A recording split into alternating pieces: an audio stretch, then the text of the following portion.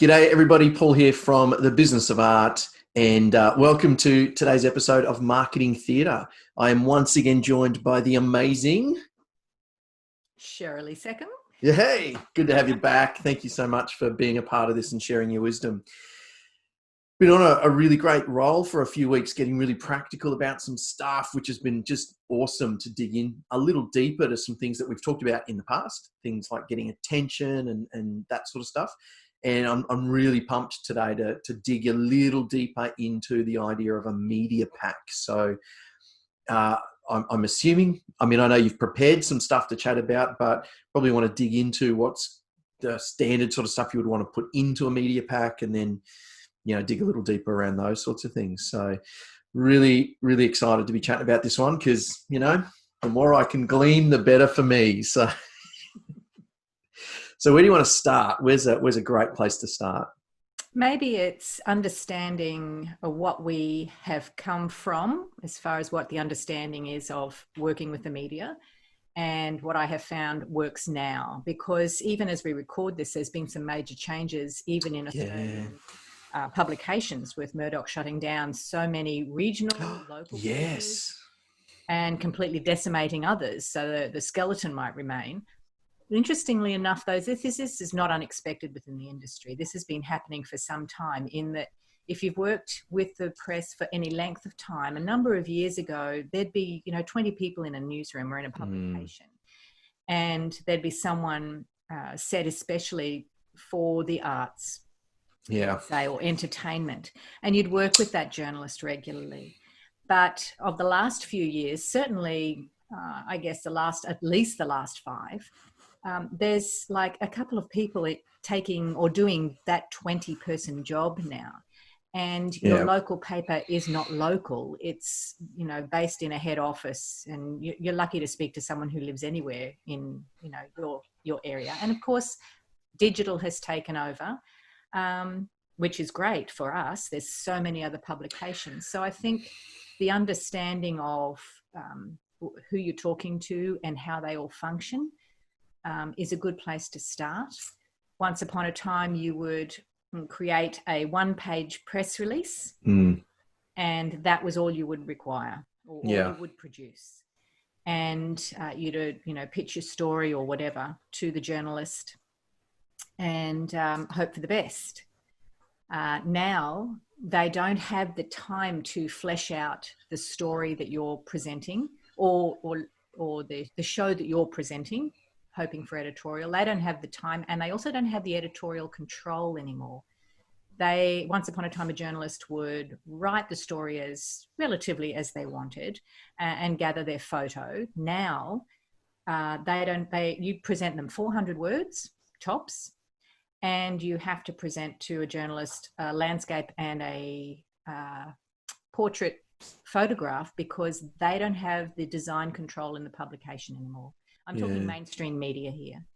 So there's little flexibility. You're not working with perhaps the same journalist. It's all a very different, very stripped out industry. And, if you're working old school, it doesn't work anymore. And how is that, like, from your experience with what the depth that you're working with? I'm imagining that's making it even harder to get in touch with reporters and people that are going to be able to, get you into some of those publications. If you're working mainstream, yes. But the flip side of this is the number of publications that have grown, independent publications that have grown, that cover anything from entertainment to any subject you can think of. There's a lot more choice. It's not just mainstream media now that are garnering an audience. Yeah, it's so true. It's not all bad news. You just have to stay up with it. And doing a little bit of research, you find the people you need to talk to. Yeah, in so many areas, the advent of digital platforms and the adoption of digital versions of things has generally really kind of stripped out the middleman too, and made it much easier to access a lot of things. Really, we can treat ourselves like our own media company in some sense, that we've got, access to publication platforms, access to TV platforms in the likes of YouTube and Vimeo and, all that sort of thing. But it is being able to get it into these places that already have a following of some sort. So do you know how I did catch that newspaper, the news headline around a lot of those regional papers being kind of shut down? How widespread was that? Because I didn't actually get a chance to go back and read the article in depth. Did you get a chance to look at it? I mean, it was mainly the ones that really suffer are theatre companies, individuals who are in regional areas. Capital cities, not so much. It's just those publications have been reduced in staff. Right. But it's the little guys out in the regional towns that no longer have their local newspaper. Wow. Their local publications, the ones that don't have as much choice locally. They might have all the choice we have digitally, but does that have an impact on where your audience is for regional arts? So that's a major consideration for them. Yeah, big time. Wow. Okay. So we kind of know where we've been, current landscape. With a few of those changes, what's the approach? The approach really hasn't changed. It always has been. To be successful to work with the press is to understand that they're not your personal promotional vending machine. And that's the way we tend to treat them. How many of us have sent an email to a journalist with the subject line, "Please promote my show"? Please promote my show. It's not going to work. So understand it's true. It's because our heart is on our art. Our focus is to get the word out. We don't think about it from their perspective, and it's just like anything in any kind of business, really. You really need to put yourself in the other person's shoes and think about what's going to be the best outcome for them. So it's easy to do though, isn't it? It's so easy to just slip into that and not even think about it.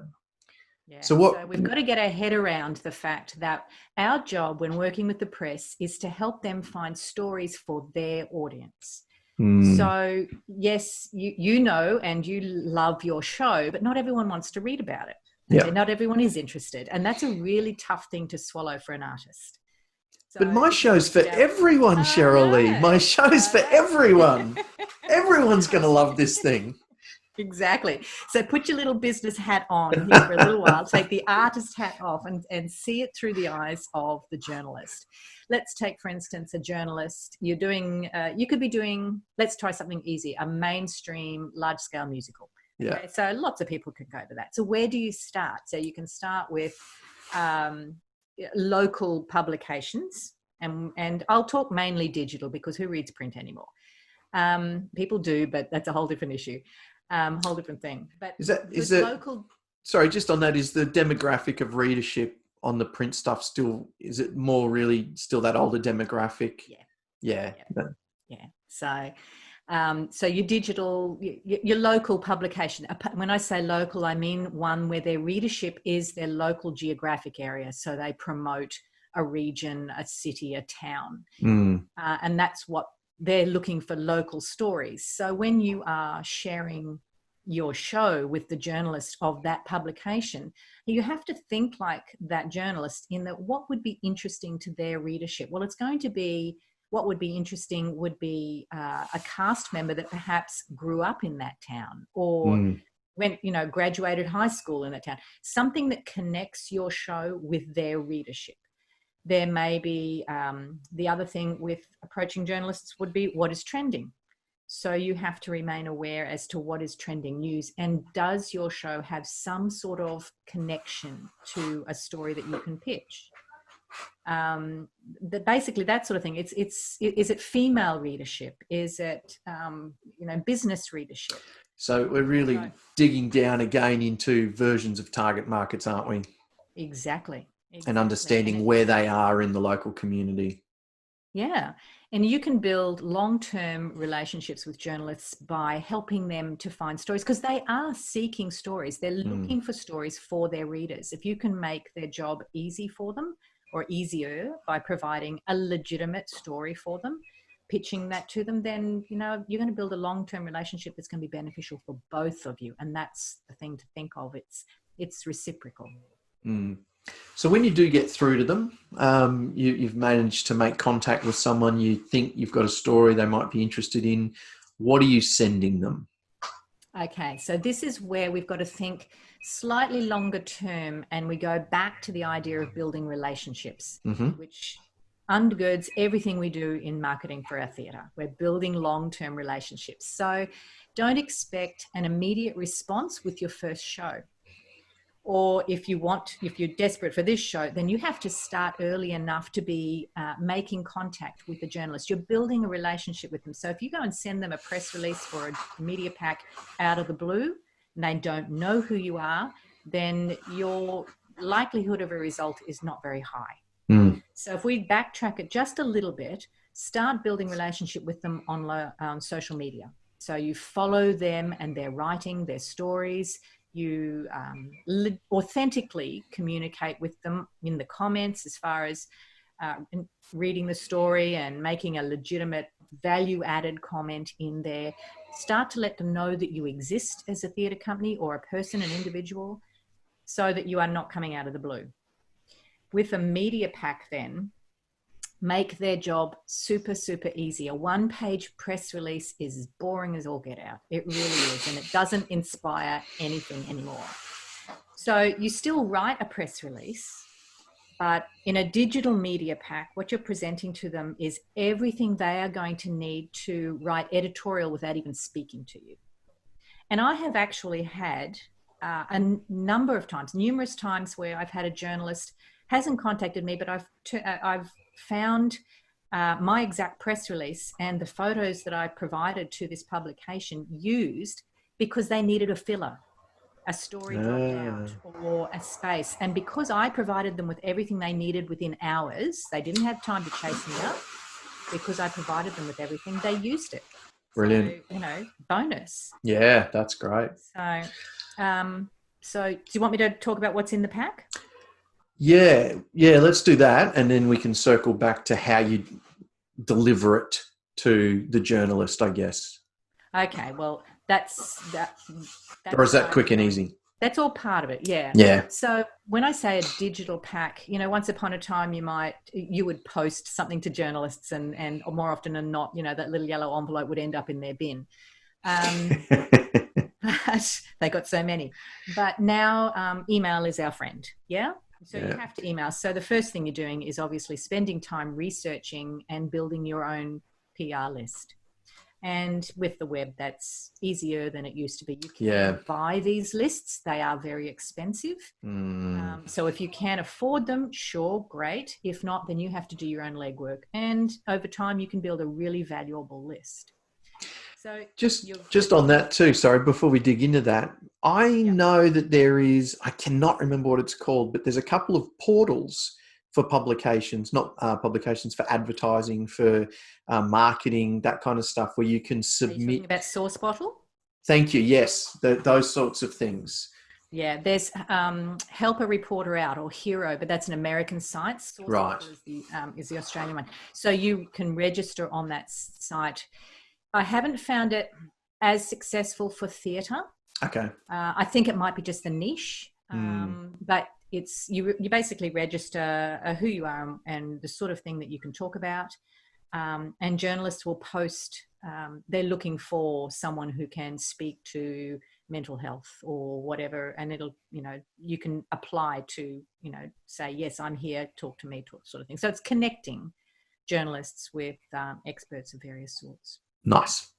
Right. Yep. So where were we? We were looking at what's in the pack and how to get it to them. Okay. So when we go digital, it makes it a lot easier and very cheap. First thing you're going to do, and the most important thing you want to do, is your promo photos. And we've talked about this before, how important they are. Top notch, top quality, high resolution, full color. Don't get too super artsy in them. Journalists like them clean, simple. Faces, eyes to camera, things that will grab attention. Again, remember, you're thinking for them and their readership. You need to have portrait and landscape versions of whatever you supply to them, again, because they don't know how they'll have to use them. So that's our most important. If you can give them half a dozen to choose from that have different people in them, or different settings, different feel, different atmosphere about them, it gives them choice. It's all about giving the journalist choice. So then you've got an A4 publication, a digital publication. I design everything in Canva because it makes me look good and it doesn't take up a whole lot of time. So you don't want a Word document, with a little bit of word art. Nothing worse. You want it to look schmick. So if you're looking for an example, you can draw down off the web historical PDFs of what was a press pack of a past Australian national tour of a show. If you do your research, you can find it. I'll have something on my website as well, but as a template. But you have cover image. Everything is branded to match your marketing branding for the show. Yeah. You have a front page that has, highlights the producers, the name of the show and its logo. The fact because I work both with independent and community theatre, the fact that you list it, this is an amateur production or this is a professional production, is very important. Unfortunately, for community theatre more than anything, they have to fight for legitimacy with journalists. But that's the way of the world. You deal with some of their shows are amazing though, like community theatre. That's right. They're doing some amazing work. Yeah. And with the pack, this is where credibility comes by creating a visually top-notch media pack, because it creates a perception. And that goes for small independents as well. So the second page is usually your standard press release, as you would always have done it, which includes the why, where, what, when, how, and also a contact name and a contact number for the media representative. Yep. And the fact that it is available for release now, so they know that they're not holding off on this story until a certain date. Yeah. Then you are going to start presenting everything about the show. And let's go again down the musical line with a large cast. It doesn't really make much difference. It just gives my head some direction. So we're going to put I usually put in, because I don't know what the journalist will need, I'll put in a brief synopsis of the show, but I will also put in a full synopsis of the show. And you can get these online with the licensing companies very easily. And you just clean it up because you don't want the song names and all those sorts of things. You just want the story.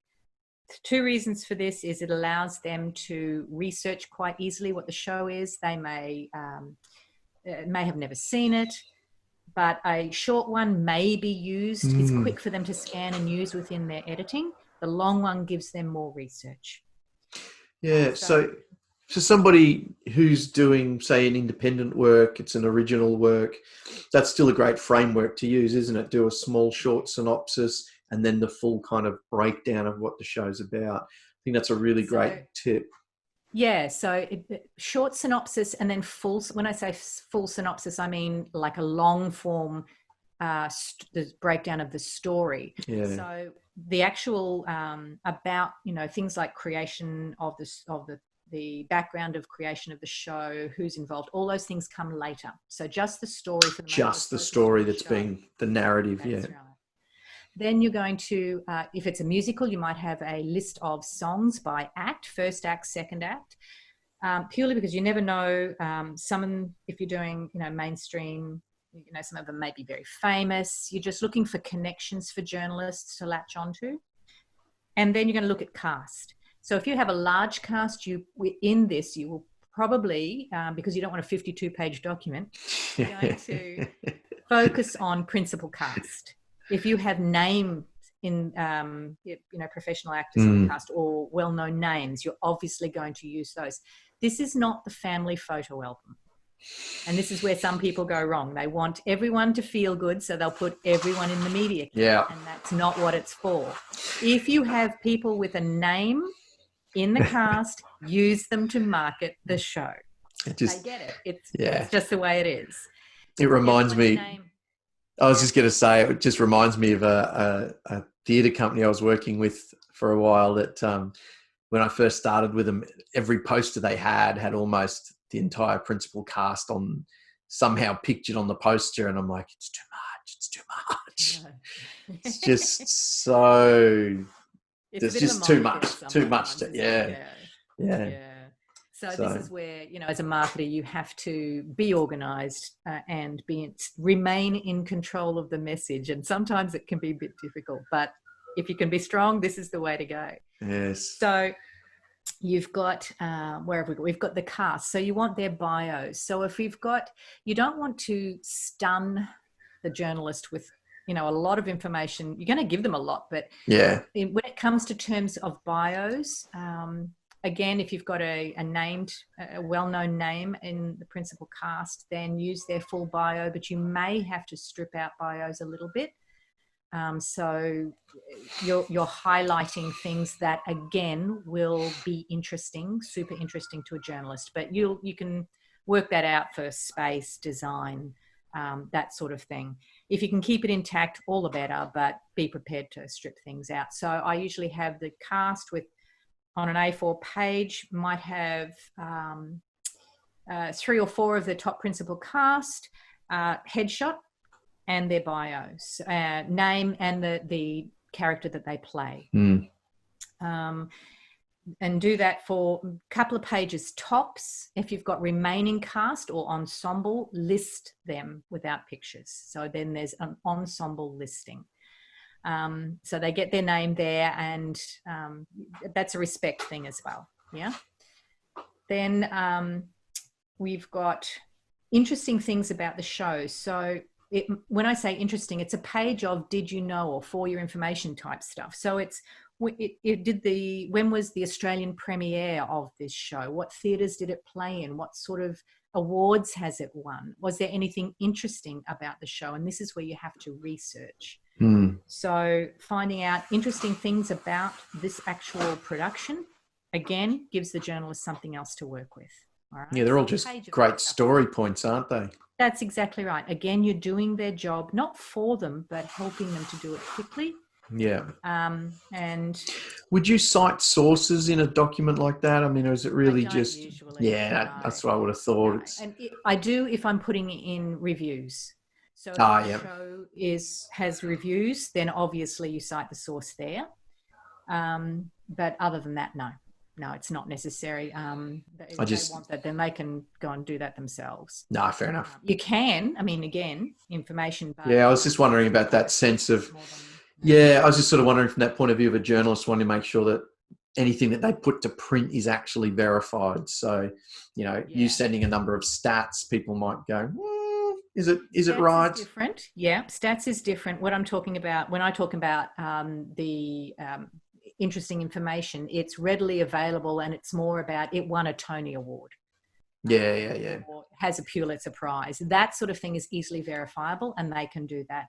If you're looking at an independent production that has been locally written, that's a different story. And then yes, I would look to more verification there, because you are seeking to build credibility for something that is still building its own credibility at this stage. So true. Anything you can do to help is great. If you can cite names, name dropping is always good. All of that stuff is very, very helpful. Definitely, then you've got pages of venue, where it's playing, ticketing prices, because these are things that, depending on the publication, they may want to provide for their readership. Is it, what sort of, is it suitable for children? All these sorts of things that seem boring, but again, don't make the journalist go seeking out the information. More time. And very definitely, the billing credits for the show have to be there somewhere. They probably won't use them, but it's, again, a legitimacy thing, and it may be part of your contract, something to check as well. And then obviously the most important thing is, for interviews and more information, contact your name with an email address. Don't give them your mobile phone number unless you're happy to do that. Email is just fine for journalists. You'll be looking at mobile phone or mobile numbers to journalists for the talent later on. That's a process a little later on, but not with the media pack. Do yourself a favor and just leave it as an email address to begin with, so that you're keeping control, really, of your time and availability. Experience in the past of giving out too much personal information and then being inundated at inappropriate times with communication is not good. You don't do your very best when you're, in the middle of the supermarket trying to talk to a journalist about a show. So, yeah. So they know. Sounds like you're speaking from experience. Yes, learn the hard way. So they know who to talk to, your name, they know you by name, they know how to get to you, and the fact that you have cast available for interview, and for more information. I also include in the design of 2 or 3 of the photographs just artistically placed on the page, so that if they haven't yet opened up the photographs, they can see that there are some high quality photographs associated with them. Oh, that's a great idea. Yeah. And everything then, I do little things in design, like I have a theme image, and it's usually the logo for the show. So the front page is, beautifully designed. And then at the top of each relevant page is the tiny version of the logo across the top. It's just, for me, it's a design thing. It's sort of like keeping each page associated. It looks good. You can add color, because these things are not likely to be printed off. But make it A4 just in case it is. And then you save that as a standard PDF. Be careful you don't save it as a print quality PDF, which shoots the size of the file up through the ceiling. A standard PDF, and name it with the name of the company, the name of the production, and the year. So, just easily found in a file system. Remember, when you name your photographs, label your photographs, their name also with, and it can be an abbreviated theatre name, the production name, the theatre company name, but you have a lot of more characters in a file name than we actually use most of the time. So I tend to put theatre company, name of show, and the photographer. So I'll have theatre company, this is the name of the show, photo credit, and then I put the photographer's name, because it's one that gets lost often, and I'm giving it, that also goes in the media pack, by the way, next to the photographs, because it's one credit that often gets forgotten, and you should always be crediting your photographer. Definitely. Yeah. So then I put this in a Dropbox or a Google Drive digital folder by itself, nothing else. So there's no mistakes can be made in sharing any other information, just that. So they've got the PDF document, and you've got all your high-res color promotional photos, all labeled nicely. I'll label that folder again with the company name and the show name and the year. And then I will share that link in my brief email that goes to the journalist. Don't send out a broadcast email with blind copy, dear sir, or hi there. Very impersonal. Yes, take the time. I know it takes more time, but take the time to be personal and address it to the actual journalist, and tell them in that pitch, hey, and hopefully you've built up a little bit of a relationship here, but if you're going in cold, hey, hope you're having a great week. Again, remember, treat them like people. That's what they are, hope you're having a great week. Such and such a company is presenting a brand new, find a hook, brand new musical, Australian written musicals, whatever it is that your hook is, that is attention grabbing, starring well-known name or whatever it is. Got lots of information here for you if you'd like to have a look in this link. So you've got, then the next paragraph is link to media pack or detailed media pack, and then the link. This is where a little trick, I like to convert the link, which will be 1,000,000 miles long, to a Bitly link. So get a Bitly link for 2 reasons. Obviously, it's shorter and neater, but also you can track the number of links. So Bitly, just a web page. It's free. Just open your own account. It doesn't cost you anything. Create the Bitly link, use that, and then you can see not who opens it, but did it get any traction. Did it get opened? Yeah. And I think you can, on the free account for them, I think you can track something like 30 links. Yeah. So There's a lot you can do. it's Once really good. you know, yeah. So, and you can, once you're finished with a link, you get rid of it. So you're keeping your allowance open. And then send the email and send it to, and pitch it. Send it to as many journalists as you like.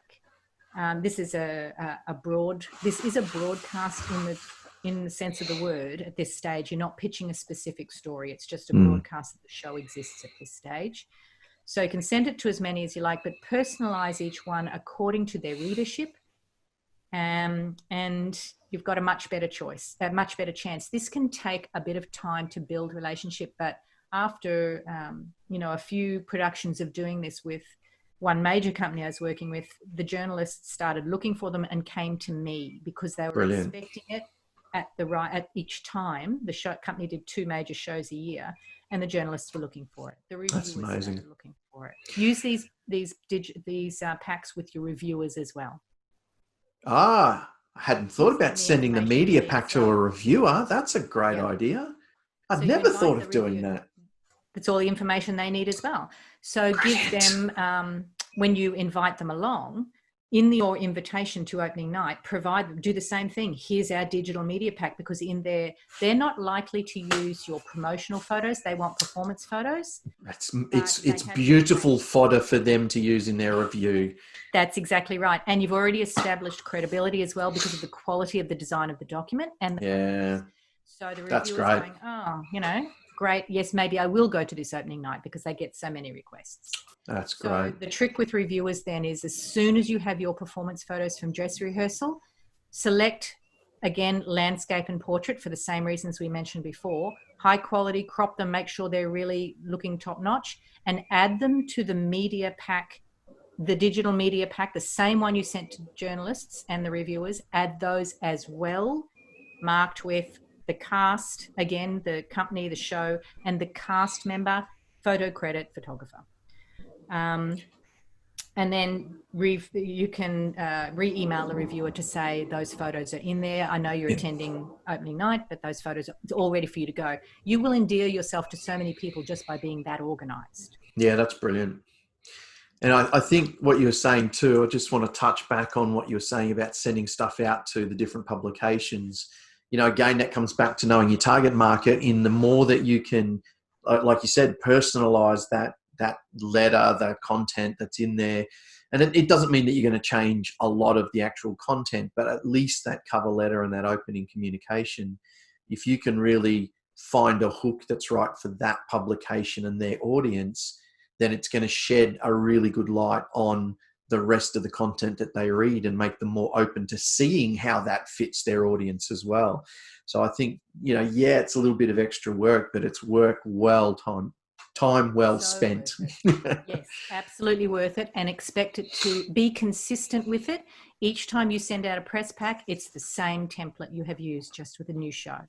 Yeah. So they get used to what it looks like as well. That's exactly. Yeah, that's clever. Absolutely. Yeah. And give it time. Give it time to build a relationship. It might take a few shows, but it will come back for you. It will. Yeah.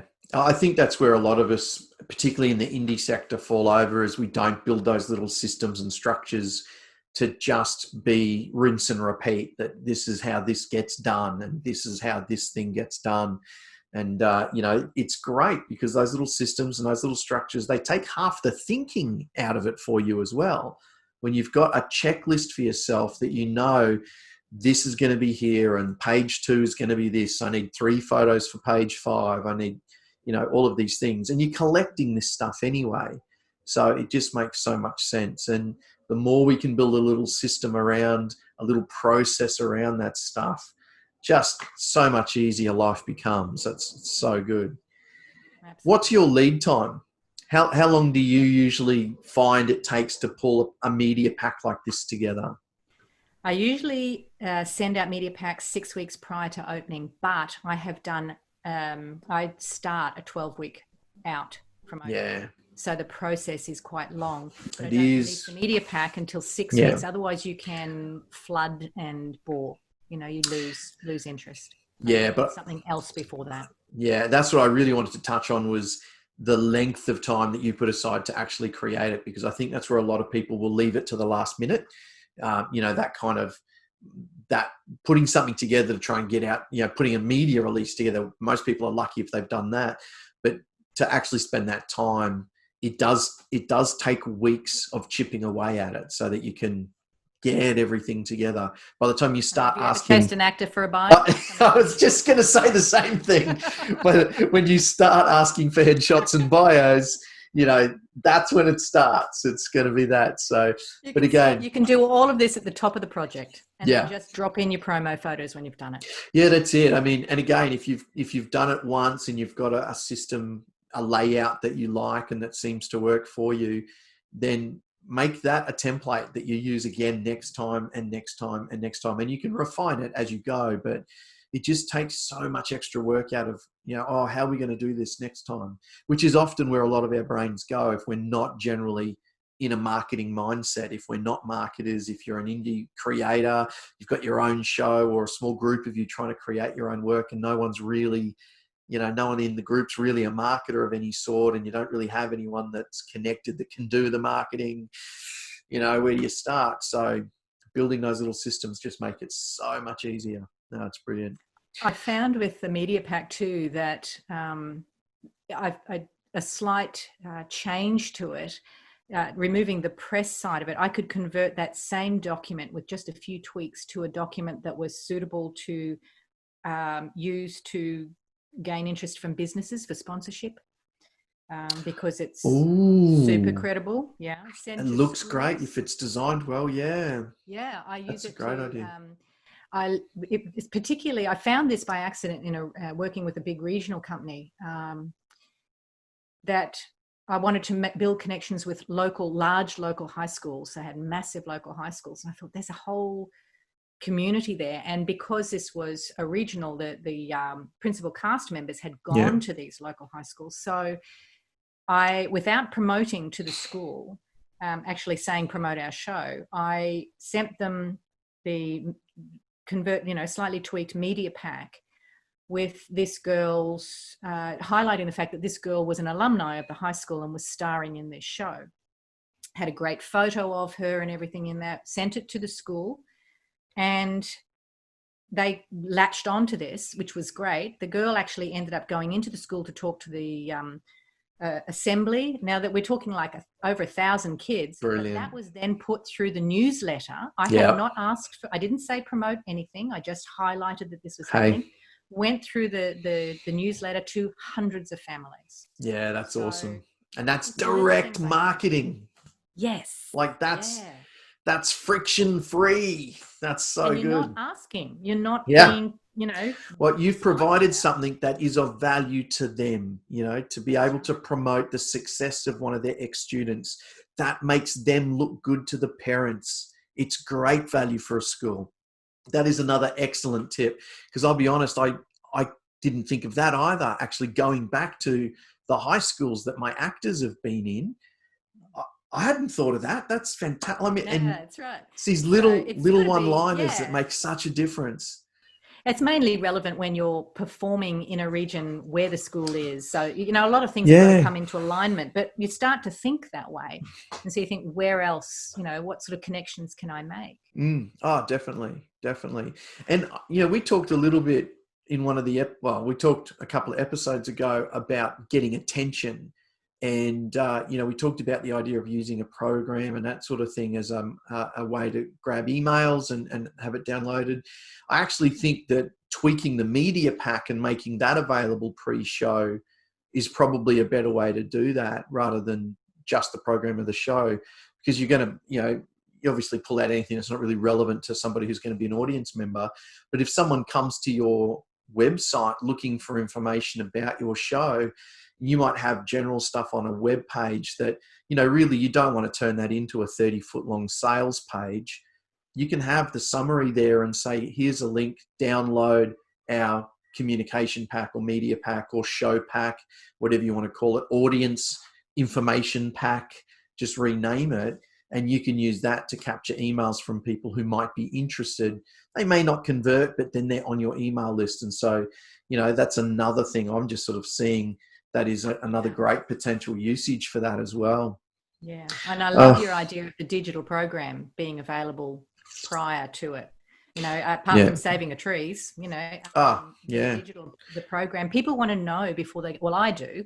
I don't absolutely really care about printed programs. I want to know going in. Nobody really does anymore. Yeah. And to their credit, a lot of the theatres, and particularly the funded theatres, are doing a lot less of the printed programs now, because we know we need to stop cutting down trees and printing stuff. So that move to digital has happened a lot. But I know as an audience member, if there's a show that I'm not sure what this is about, to be able to get some really good in-depth information. And obviously, there's a lot of stuff that goes into programs, particularly for big shows, that, if you haven't seen the show, or if it's a new, someone like Cirque du Soleil, there's obviously photos and stuff in there that they don't want released until the show is live and that sort of thing. But you can put enough in there that's going to help an audience member get a really good sense of the show and decide that they want to come. Either way, whether it's, that sort of rebranded media pack into an information pack, or just simply the digital program, anything that we can do to help people connect to what we're doing and get their email is not a bad thing. You're, the next thing to consider you've done your media pack, which is a broadcast to your full list, specific to their readership. But then you've got things like pitching stories, which is a different thing again. So you don't just send out the media pack and then leave it there. You want to, throughout your rehearsal period, you're going to come across interesting stories in the talent, amongst the cast. It might be, if you're watching the news and what's trending, then you might find, hey, look, that's relevant to the subject matter of our show. And you can pitch a story to a relevant publication. That's a slightly different process, in that you would always include, if you haven't already, I tend to do it anyway, even if I've sent them the media pack before, I tend to keep the link to the media pack in each email I send to a journalist, because that you don't want them having to scroll back through anything. Yeah. And sending them pitching a particular story to them, and telling them why you think it's interesting, why it's connected to a current subject, a trending subject. And you might offer it to them if it's, you think it's a really good story. You might offer it to them just to them, and give them, 48 hours to decide whether they can and want to take that, solo story from you before you move on. And there's nothing wrong with that. Journalists are used to doing that. So there's actually, what I might do is I'll give you the link. There's a wonderful podcast, Australian journalists talking about you working with the media.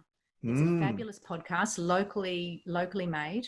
And there's one particular episode which your listeners would find really, really helpful in this subject, as far as actually working with the media from a journalist, what they want, and how far to go. Like, some people say, I'm worried about, do I call them? Do I re-email? Well, here's this episode has got an actual local journalist saying, do this. It's a brilliant episode. So if you want... Very handy. Yes, please. Amazing. I highly recommend it. And, yeah. Lot to learn. It's really good. And being local, Australian journalists, it's, we can learn from that. So. Yeah, sounds great. That's another great resource. So great. So, and I like that idea of, here's another story that came out of things, or that's popped up that could be useful. So what are you putting together to send that story through? Are you doing that up, like you're actually writing the story? Are you doing that as another release? I'm pitching the actual story subject to them. So it'd be just like a one pager that you send through, in that sort of sense of it? No, I don't even do that. Don't even go that far? No, it's just in the email body. It's saying that this person, let's say one that always comes to mind because it's clear is mental health, for instance. Perhaps you're doing a show that its theme is a mental health element. And there is trending news about something to do with that. And then you can connect the two together and add value to a society by exposing them to this show. So you would pitch that connection to the journalist, and then let them go.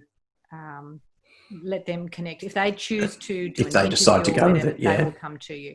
Same with when you have released your media pack, you'll often get journalists come back to you and say, I'd like to do an interview with this cast member.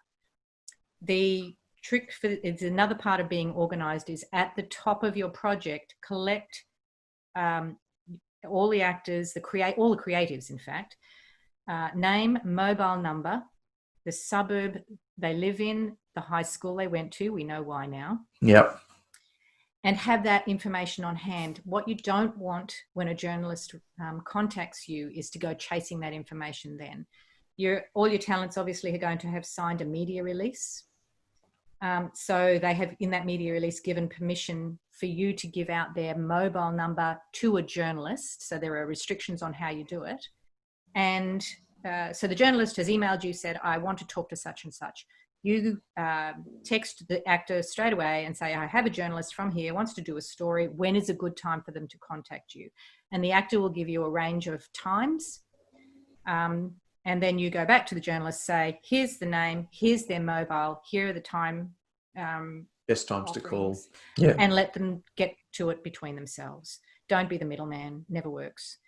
And you can give a journalist time restrictions for the actor. Don't sort of leave it open that they can call anytime. Anytime. Not safe. Yeah, I think it's a good point too, that there needs to be a level of trust that people are going to do their job, and you don't need to be in the mix of everything, because you just get bogged down and you get tied up doing stuff that you could be spending that time doing other things. And ultimately you being there in the middle of that isn't going to change the outcome of the article at all. You know, they're going to show what they want. They're going to sort of write what they need to. Yeah. I mean, if you're not confident, or the actor isn't confident to do that interview, different story. Redirect the journalist. Yeah. What I do with the actors is I make sure that they also have the media pack. So they have the same information the journalist does, because, you know, we all feel more confident going into an interview with as much information as we can. It doesn't mean that they're going to say you can buy tickets here. It just means they know where, if the journalist happens to ask, you know, you go in forewarned, forearmed, you know. It's a great idea. Love it. All right. Look, anything else that we need to be thinking about when it comes to this? I think that's pretty well it. That'll get you really well started. I think you've covered a lot in that very brief amount of time. That was an amazing run. I'm just sitting here going, oh, yes. Incredible. It's very clear you've done that a lot.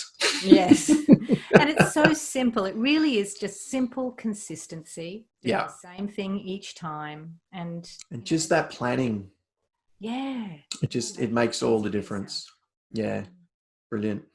Awesome. Another great episode. Thank you so much for your time. I will collect those links and stick them in either the description on YouTube or the show notes when we get that happening.